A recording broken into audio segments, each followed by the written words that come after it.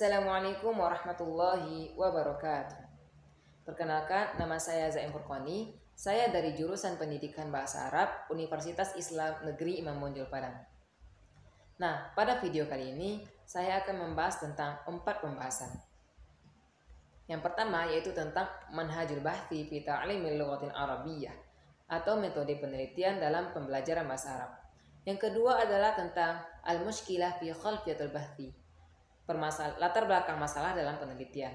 Yang ketiga adalah tentang ad-dirasah al-awwaliyah atau studi pendahuluan. Yang keempat membahas tentang ikhtiyarul mawdu' wa dirasah as-sabiqah, pemilihan judul dan penelitian terdahulu. Nah, langsung saja kita masuk kepada pembahasan yang pertama, yaitu adalah manhajul bahthi fi ta'limil lughatil arabiyyah. Kita masuk kepada kata yang pertama, yaitu adalah manhaj. Manhaj ini berasal dari kata nahaja yang artinya adalah metode. Apa itu metode? Metode itu adalah jalan atau cara yang harus ditempuh untuk mencapai tujuan tertentu. Nah, masuk kepada kata yang kedua itu adalah al-bahthi atau penelitian. Penelitian itu sendiri adalah metode yang bisa dipertanggungjawabkan untuk jawaban atas suatu permasalahan. Jadi, sebelum kita melakukan penelitian, kita harus menentukan dulu dan mencari terlebih dahulu masalah yang ingin kita kaji. Apa itu masalah? Jadi, masalah itu adalah sesuatu yang tidak sesuai dengan sesuatu yang diharapkan dan kenyataan, atau antara teori dan fakta.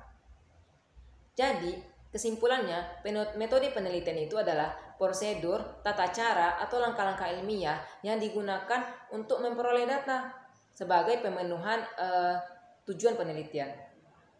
Itu adalah tentang manhajul bahthi. Lanjut sekarang kita kepada ta'limul lughatil arabiyyahnya, yaitu atau tepatnya al-lughah al-arabiyyah atau bahasa Arabnya.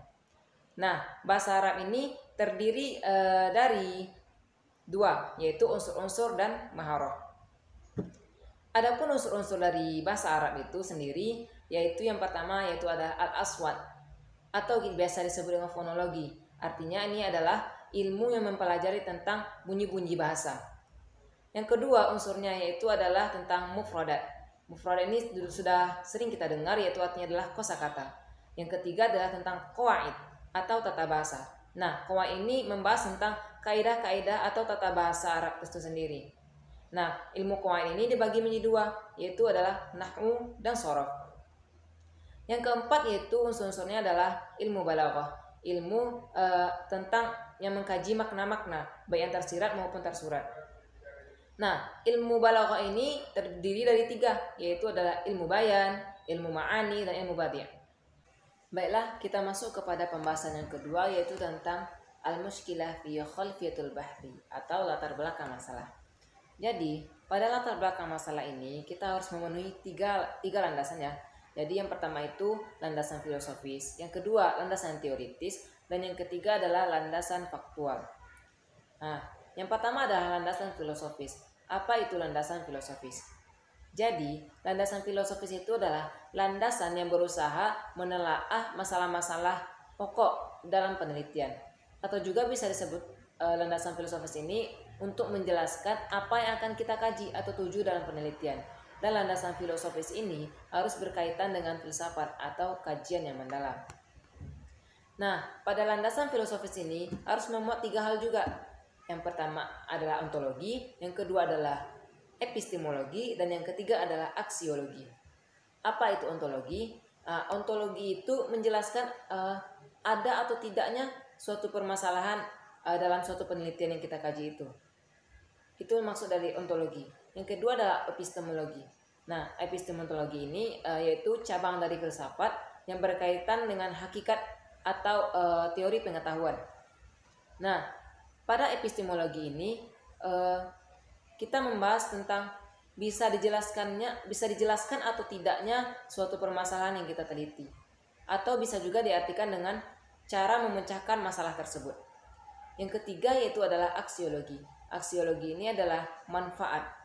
Jika kita membahas aksiologi penelitian, jadi di sini adalah manfaat dari penelitian tersebut. Masuk kepada landasan yang kedua. Landasan yang kedua itu adalah landasan teoritis. Apa itu landasan teoritis? Jadi, landasan teoritis itu adalah landasan yang berisi tentang suatu yang mendukung penelitian. teori-teori yang mendukung penelitian.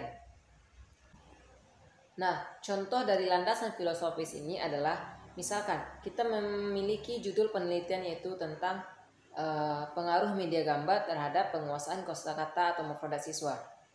Nah, pada landasan filosofisnya itu kita membahas tentang penjelasan tentang mufradat tersebut atau kosakata tersebut.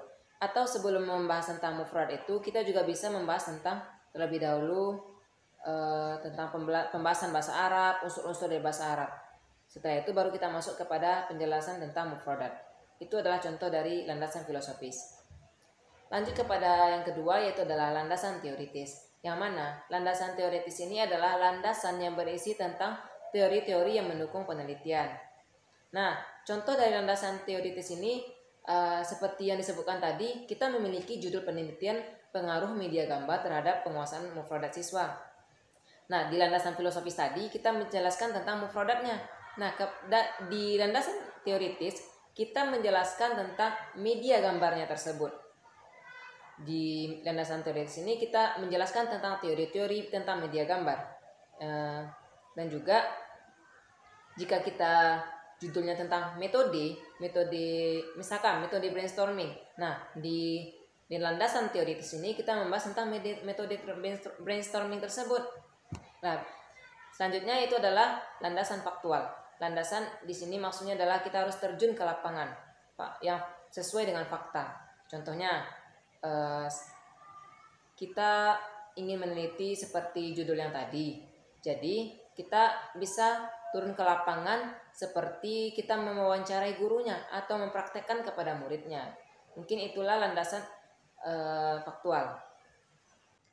Baiklah, kita lanjutkan kepada pembahasan yang ketiga, yaitu adalah ad-dirasah al-awwaliyah atau studi pendahuluan. Jadi, studi pendahuluan ini adalah studi yang dilakukan untuk mempertajam arah studi utama. Dalam hal ini, studi pendahuluan berupa aktivitas atau kegiatan atau persiapan penelitian dengan tujuan untuk menentukan objek dan subjek yang sesuai dengan tema penelitian yang kita angkat, yang menjadi fokus kajian permasalahan yang diangkat. Nah, di dalam studi pendahuluan ini terdapat 3 P.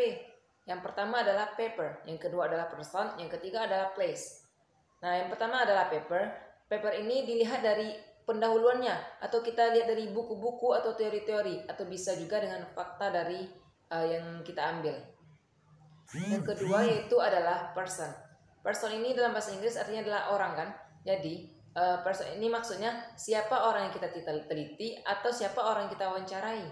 Misalkan kita meneliti tentang penguasaan mufradat siswa. Jadi kita mewawancarai guru dari siswa ini. Kita tanya tentang bagaimana penguasaan mufradat siswa tersebut. Yang ketiga adalah tentang place. Place ini adalah artinya tempat. Jadi siswa kita harus menyesuaikan tempat yang kita teliti. Bagaimana faktual sebuah tempat itu. Jadi misalkan seperti tadi kita meneliti tentang penguasaan mufradat siswa MTS gitu. Jadi yang place ini adalah tempatnya, yaitu adalah sekolahnya. Nah, di place ini kita membahas tentang bagaimana keadaan sekolah tersebut secara fakta. Nah, yang mana kita harus langsung terjun ke lapangan untuk mengetahui keadaan sekolah tersebut. Baiklah, kita masuk kepada pembahasan yang keempat, yaitu adalah ikhtiyarul mawdu' wa dirasah as-sabiqah, yaitu adalah pemilihan judul dan penelitian terdahulu. Di sini bagaimana cara kita memilih judul itu dan penelitian terdahulu. Nah, sebelum itu kita harus memiliki 5 komponen. Yang pertama itu adalah peneliti. Nah, peneliti ini harus jelas orangnya, siapa namanya dalam penelitian tersebut. Yang kedua adalah judul. Nah, tentunya sebelum kita menentukan judul, kita harus mencari dulu masalah yang ingin kita kaji. Setelah itu baru kita bisa menentukan judulnya. Misalkan saya meneliti tentang penguasaan mufradat siswa, yang mana masalahnya di sini adalah seharusnya siswa itu mampu menguasai mufradat tanpa dengan perantara media. Tapi faktanya masih banyak siswa yang belum mampu menguasai mufradat tanpa media tersebut. Nah, jadi judul dan masalah ini harus relevan antara satu sama lain. Jadi judulnya adalah pengaruh media Dan saya menggunakan media gambar, pengaruh media gambar terhadap penguasaan mufradat siswa. Yang ketiga adalah tujuan. Nah, tujuan ini apa tujuan dari penelitian atau yang kita teliti, masalah yang kita teliti tersebut? Tujuannya adalah supaya kita mengetahui bagaimana solusi untuk siswa tersebut, bagaimana supaya mereka bisa menguasai mufradat tersebut. Yang keempat adalah metode. Nah, metode ini adalah cara supaya siswa tersebut, misalkan judul tadi, penguasaan mufradat. Nah, bagaimana caranya supaya siswa ini mampu menguasai mufradat. Nah, sesuai dengan judulnya tadi, pengaruh media gambar, maka metodenya di sini adalah dengan menggunakan media gambar tersebut. Yang kelima adalah hasil. Nah, hasil ini kita membahas tentang bagaimana perkembangannya. Apakah media atau metode yang kita gunakan itu, yang kita teliti itu berkembang atau tidak. Dan juga kita harus menentukan tempus dan lokusnya. Yang mana tempus ini adalah artinya tempo atau jarak atau waktu penelitian. Misalkan kita menentukan penelitian kita pada tanggal sekian. Selanjutnya gimana perkembangannya? Pada tanggal sekian kita melakukan penelitian lagi. Yang kedua yaitu adalah lokus. Lokus ini adalah tempat di kelas mana kita meneliti tersebut. Misalkan saya meneliti siswa kelas 2 MTS. Nah, lokusnya itu adalah tempatnya, yaitu adalah kelas 2 MTS tersebut. Selanjutnya kita membahas tentang asumsi dan hipotesis. Yang mana asumsi ini adalah keyakinan yang sifatnya umum. Atau asumsi dalam penelitian adalah keyakinan yang perlu diungkapkan dari teori dan penelitian terdahulu atau testimoni. Nah, asumsi ini diletakkan di akhir latar belakang. Adapun kata hipotesis. Hipotesis ini artinya jawaban yang harus dibuktikan. Yang mana ada juga kata lain, istilah lain itu adalah diksi.